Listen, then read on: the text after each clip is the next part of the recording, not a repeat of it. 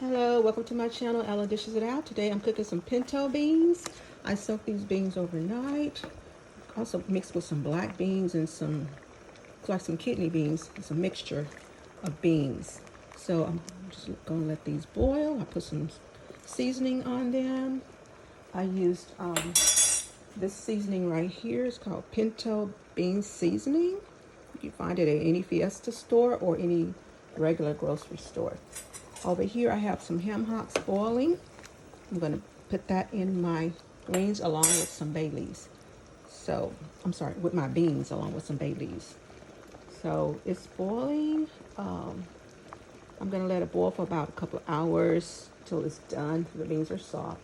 Then I'm going to take the ham hocks and I'm going to cut it up, cut off the fat, and just use the ham part of it to put in my beans. So stay tuned.